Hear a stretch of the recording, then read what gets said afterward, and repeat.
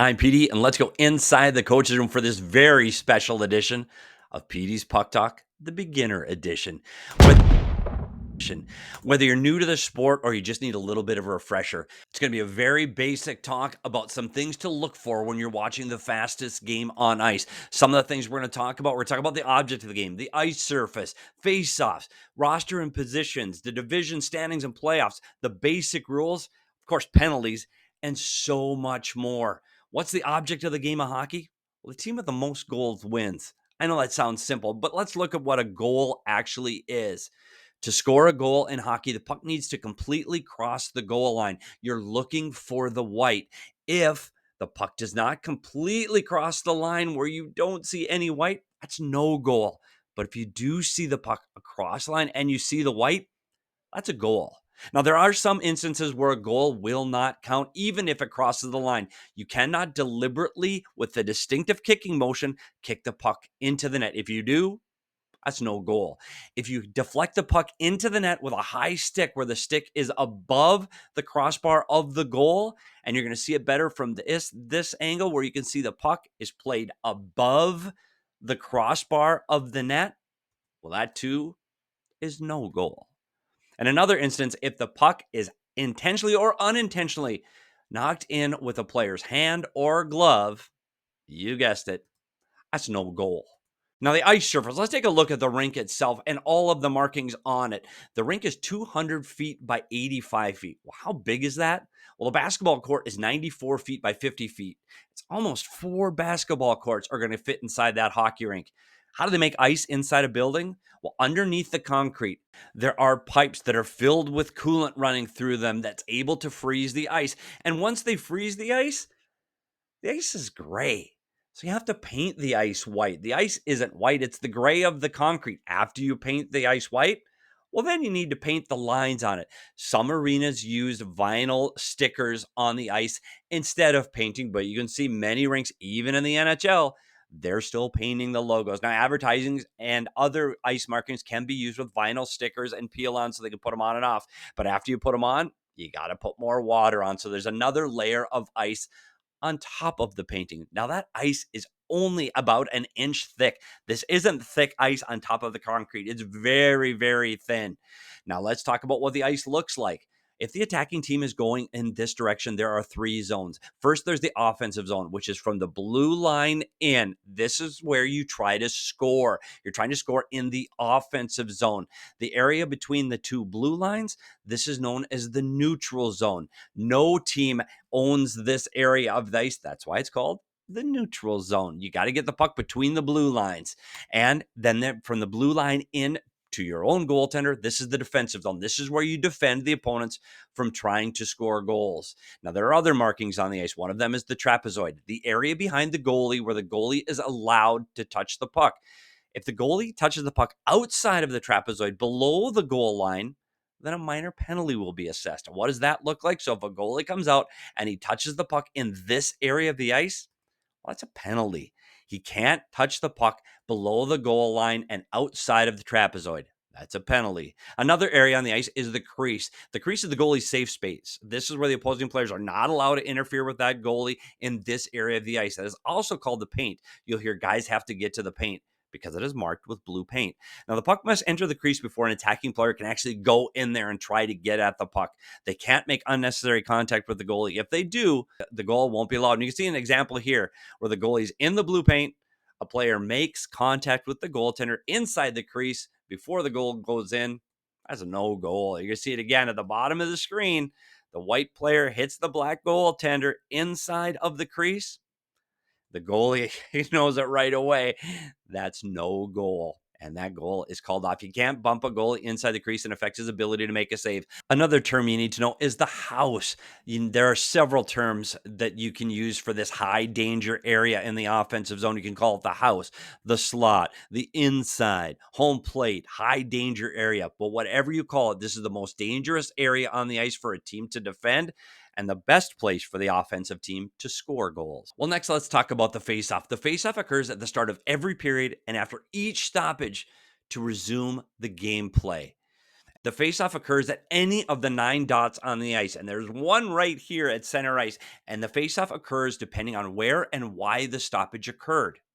And you can see here on the ice, there are many markings on the ice to help a player decide where they should line up. You have to stay behind the line and outside of the circle of the faceoff circle. And if you don't, we'll see what happens. Now, oftentimes the center is kicked out of a faceoff and people don't understand why. So let's slow it down and take a closer look at why someone might get kicked out of a faceoff. So they drop the puck. If a player goes early and his stick encroaches the faceoff circle prior to the puck being dropped off, they're going to get kicked out of the faceoff. You're going to see it again. The white player, his stick goes across the red circle prior to the puck being dropped. He jumps the gun.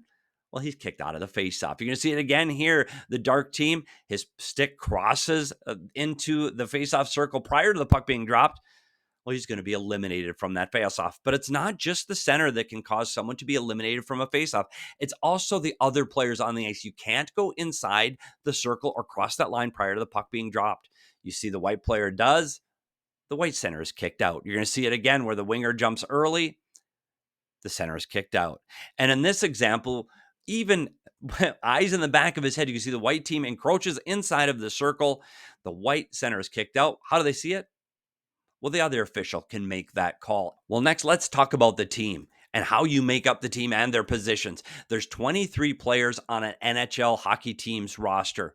Of those 23, only 20 are allowed to dress for any given game. And usually it's 12 forwards, 6 defensemen, and 2 goalies. But there are some teams that will dress 11 forwards, 7 defensemen, and 2 goalies. We'll get into some of those reasons in future episodes. And how is that roster made up? Well, it's made up of 4 offensive lines, and each line does a little bit different job. You're going to hear the term top 6 forwards often. The top 6 forwards are usually those teams' best and most offensively gifted players. They're there to help provide offense. When you get down to the 3rd and 4th lines, the bottom 6, you're looking at guys that are usually the grinders, the tougher guys, the guys that can defend. They have a different role and have less ice time than the top 6 forwards. Once you get past the forwards, you get to 3 pairs of defensemen, and it's similar. You look at your top pair is going to be usually your top defenders and or your most offensive defensemen. When you look at your 3rd pair, they're going to get a little less ice time and used in different situations than your top pair. And then you look at your goalies. Most often you have a starter and a backup. Now, where do those players line up when they get on the ice? Well, the 3 forwards are going to line up as a left wing, as a center who's going to take the faceoff, and as a right wing. All of these players have different responsibilities in the offensive and defensive zone. But again, that's for another episode. And on the back end, the defense, there's a left defense and a right defense. Now, unlike other sports, these 5 players can go anywhere on the ice. The defense can go absolutely anywhere in the same places that a forward can go. But most often, the defenders are going to be further back in the zone. They're going to be at the offensive blue line, and they're going to be in front of the net in the defensive zone to help defend. Now, how do you get the next group of players onto the ice? An average shift in the NHL is about 45 to 50 seconds. And then the next group goes. Now, most often those changes occur when there is a stoppage of play. But unlike basketball, football, or even soccer, substitutions can be made while the play is ongoing. And that is called changing on the fly. And what does that look like? Well, you can see the red team, it's time for a change. They go to the bench and new players jump on the ice while the play is in action. So look for that changing on the fly when the game is in progress. Now, how long is a game?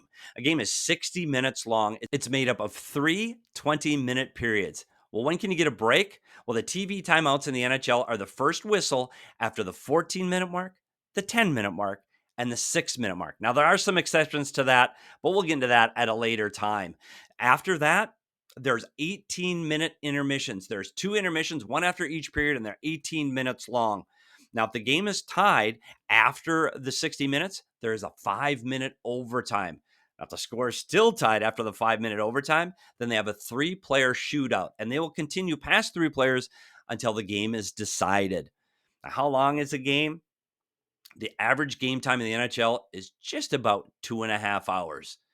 Let's understand how to look at the standings and if your team is going to make the playoffs. There are 4 divisions in the NHL.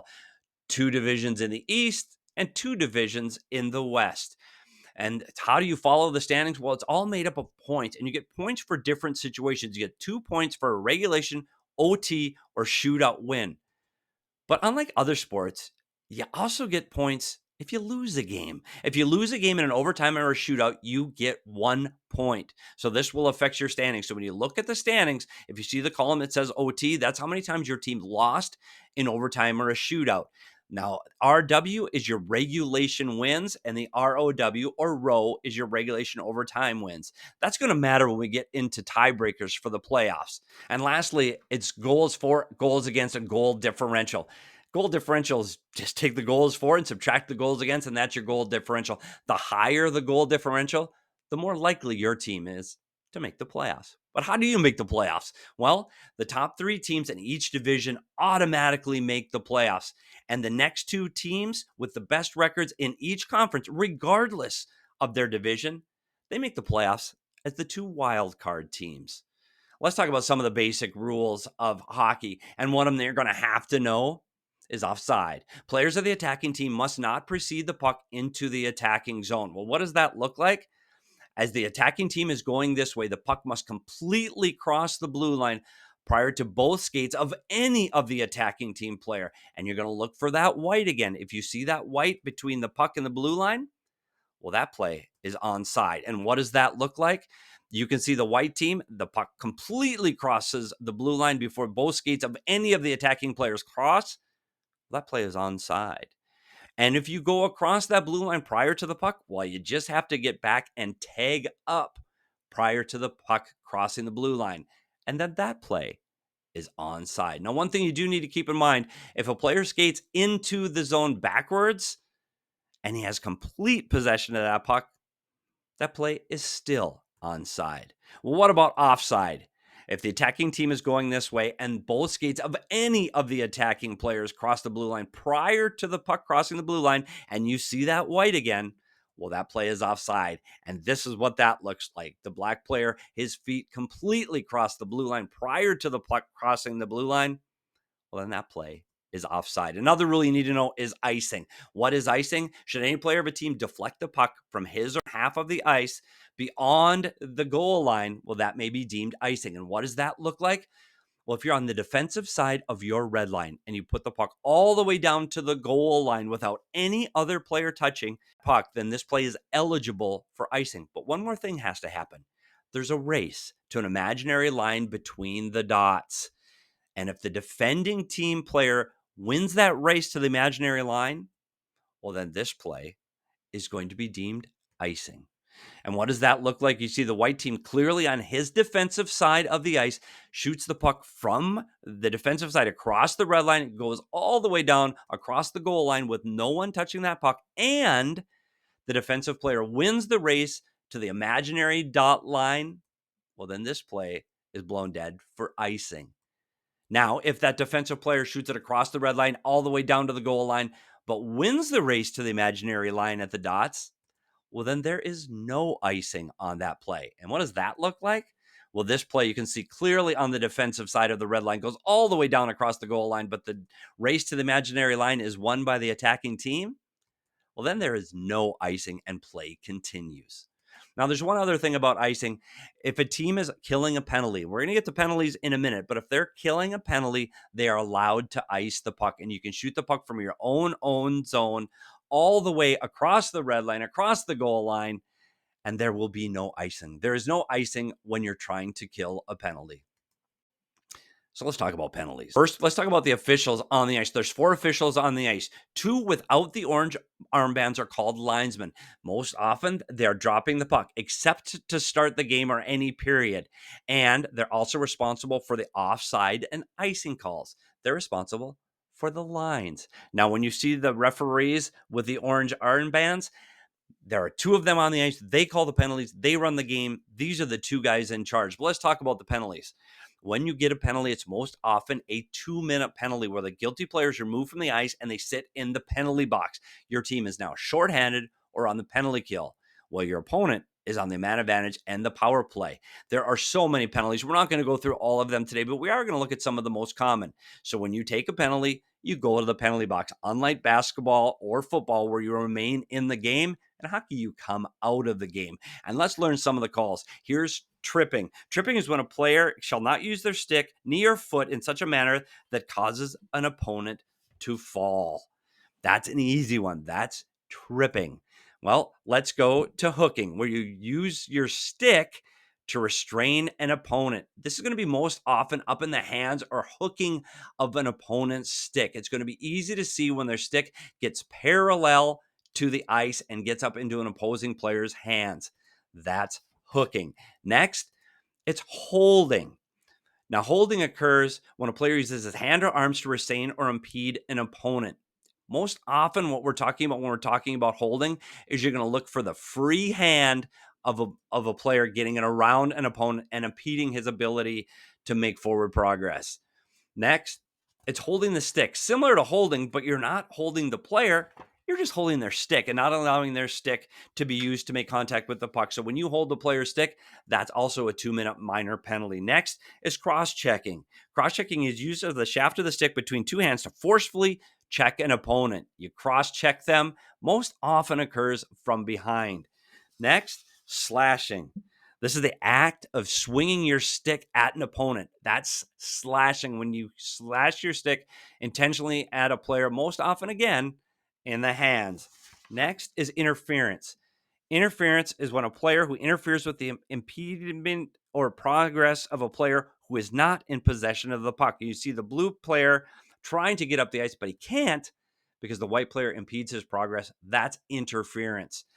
Next is elbowing. This is when you use your elbow in a manner that may or may not cause injury to a player. So you can see your elbow up into the face of a player.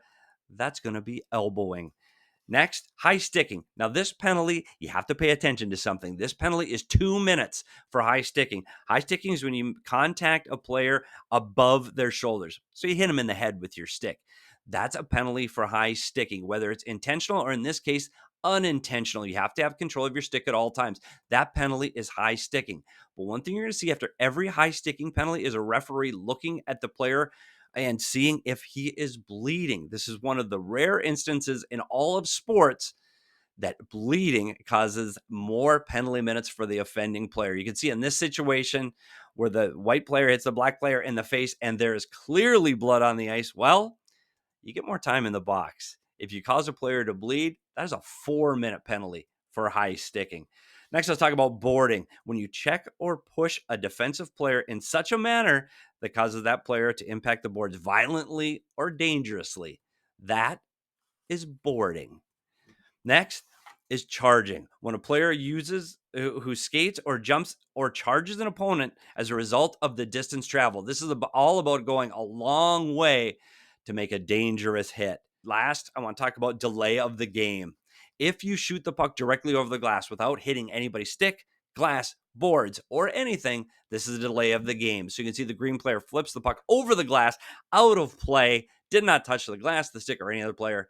That play will be a penalty for delay of game. Now, penalties during a 2-minute penalty, if the team scores on the power play, well, that player is allowed to come out of the box and return to play. So if the green team scores on the power play, well, the offending player is allowed to come out of the penalty box as soon as that goal is scored. So the goal is scored and you come out of the penalty box, except if you take a major penalty. You may be assessed a major penalty for the same offenses that we talked about earlier, but they're considered severe enough or perpetrated with the intent to cause harm and injury to others. Then you stay in the box for the complete 5 minutes, whether a goal is scored or not. The most common major penalty in hockey is fighting. In the case of fighting, both players are eliminated from the ice and they sit in the penalty box for 5 minutes each. And that is the most common use of the major penalty. But there are instances where you can see other penalties called on the major. In this case, it's a penalty called for kneeing. Again, if a player is looking to intentionally injure a player, you can see how far this red player travels across the ice to make contact with the white player. Well, that's 5 minutes for charging. In this instance, you can see, again, from behind the net, a dangerous play pushing a player's face into the dasher boards. Well, that's 5 minutes for boarding. Now, I'm going to talk about basic terms. And we're going to talk basic terms a lot over the next few weeks and months as the playoffs approach. But the first one we're going to talk about today is the forecheck, or otherwise known as the dump and chase. Well, what does that look like? And what actually is a forecheck? Well, it's when the attacking team dumps the puck into the zone and they go get it back. That's all forechecking is. So let's take a look at what that looks like. You can see the blue team dumps the puck into the zone and they try to go get it back. That's a team's forecheck when they dump the puck in and they try to go get it back. When you don't have the puck and you're trying to get it back, that's the forechecking. You're going to see it here. The blue team dumps the puck in. The attacking team dumps it. They go try to get the puck back. That's the forecheck. But the defensive team's also trying to do something. They want to get the puck going out the other way. That's called a breakout. They're trying to break the puck out of their defensive zone. So one team is forechecking, one team is breaking out. And that's just one of the hockey terms that we're going to learn. There's so many hockey terms coming up. So make sure you subscribe to Inside the Coach's Room YouTube channel so you don't miss any of the upcoming videos where we talk about all of these terms that you're going to need to learn about. Well, that's going to do it for this very special edition of Petey's Puck Talk, the beginner's edition, where you learn the basics of hockey. I really hope this helped you understand the game of hockey just a little bit better. Make sure you subscribe to Inside the Coach's Room YouTube channel so you don't miss any of these videos so you can learn more about the fastest game on ice. I'm Petey. Thanks for coming inside the Coach's Room with me, and we'll see you at the rink.